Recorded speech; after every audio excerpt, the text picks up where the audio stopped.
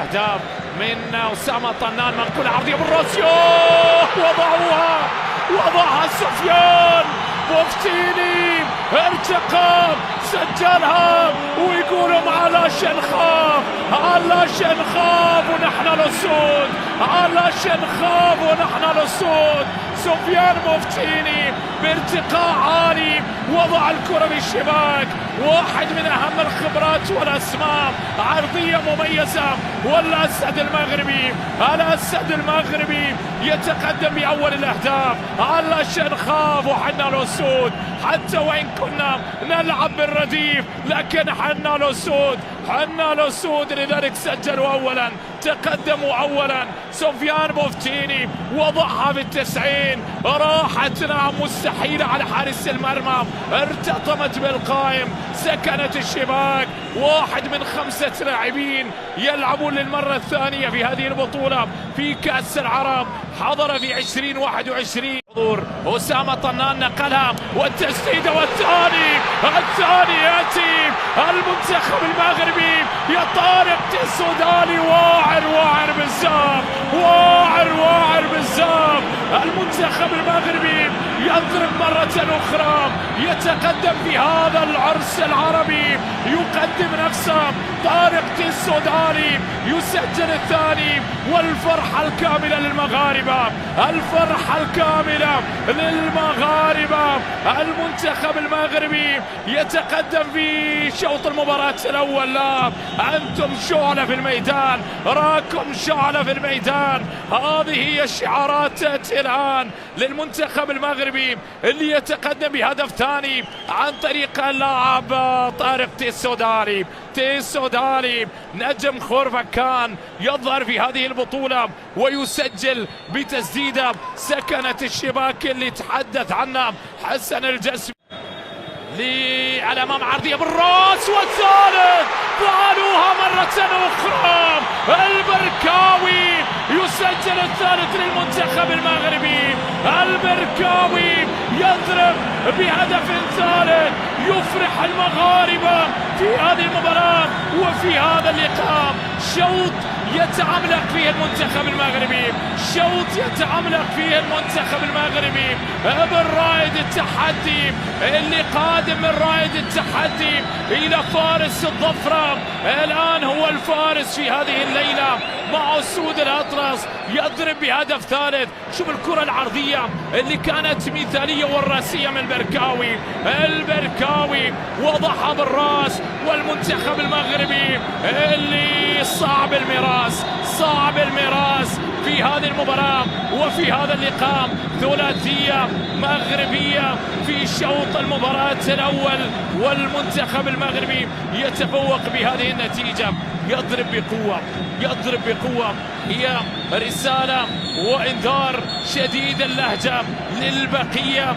المنتخب المغربي الأسد الغير قابل للترويض يتفوق بهذه النتيجة. 3 ركلات ركنية للمغرب، والكرة منقولة لنا عرضية، محاولة خطيرة، هدف التقليص يأتي، بل هذا هدف تاريخي للسمكة النادرة، هدف تاريخي للمنتخب جزر القمر. كريم هو من يسجل، يفرح جماهير منتخب جزر القمر. يعود المنتخب في هذه المشاركة التاريخية بالظهور الأول في البطولة العربية، يقلصون الفارق بهذه الكيفية.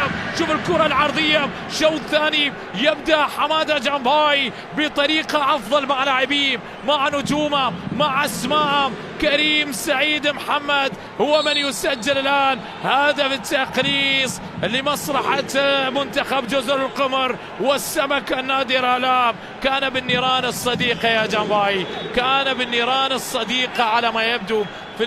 محمد في الجهة اليمنى، البحث عن الكرة العرضية، فيها مراوغة رائعة والتمريرة إلى البركاوي، نقلها البركاوي لكنها ضاعت الكرة الماضية وضاع معها الرابع، بل تعملق فيها خيري، تعملق فيها المدافع في اللقطة الماضية، شالها من قلب المرمى.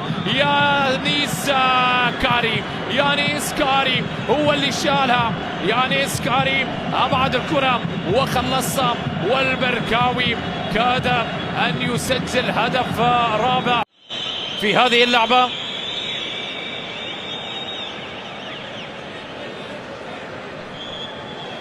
وفي هذه اللقطة اللي صابر حاول، وحارس المرمى اللي أيضا هو الآخر بحث عن إبعاد الكرة الأخيرة. عبد الرزاق حمد الله يتحدث مع حكم اللقاء الآن، وأحمد علي حارس المرمى صاحب القميص رقم 16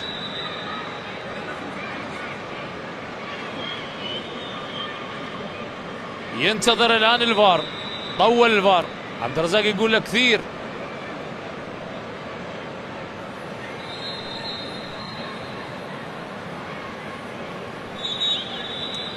يرجع في هذه اللقطة الإحرامات أيضا. هل كان تدخل إحرامات في اللقطة الماضية؟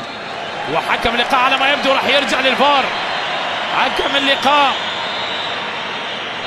راح يرجع للفار. نعم، يرجع للفار للتأكد من القرار.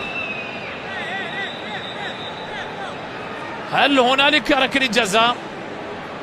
حارس مرمى منتخب جزر القمر راح خلف خلف الحكم الصيني مانينج، وركلة جزاء للمنتخب الآن المغربي قد تحتسب بعد العودة إلى الفار. حكم اللقاء يتابع القرار، بينما حارس المرمى اللي علي أحمد ولد في فرنسا، 34 سنة، لعب لتولوز ولسانتا ولعزام، ومع المنتخب أيضا الفرنسي كما ذكرنا، ومع منتخب جزر القمر في 36 مباراة من 2016. استقبلت شباكة 3 أهداف، والآن ينتظرون القرار. ما هو القرار في هذه اللقطة وهذه اللعبة في شوط المباراة الثاني؟ صابر بوغرين وحمادة جنباي يتابع اللقطة والتدخل. هل كان في اللقطة الماضية يستدعي الصافرة وركل جزاء، أم أن التدخل كان عادي واستمرار اللعب القرار الصحيح؟ الآن راح نشوف، وبعد المباراة راح أيضا نتابع المحلل التحكيمي عبر أبو ظبي الرياضية إن كان القرار صحيحا في الحالتين. نشاهد ونتابع. مانينج الصيني صاحب 46 سنة اتخذ القرار أخيرا، اتخذ القرار أخيرا، والقرار After review, the goalkeeper very light touch the attacker, so this is the normal contact. Final decision is no penalty. لا يوجد ركلة جزاء.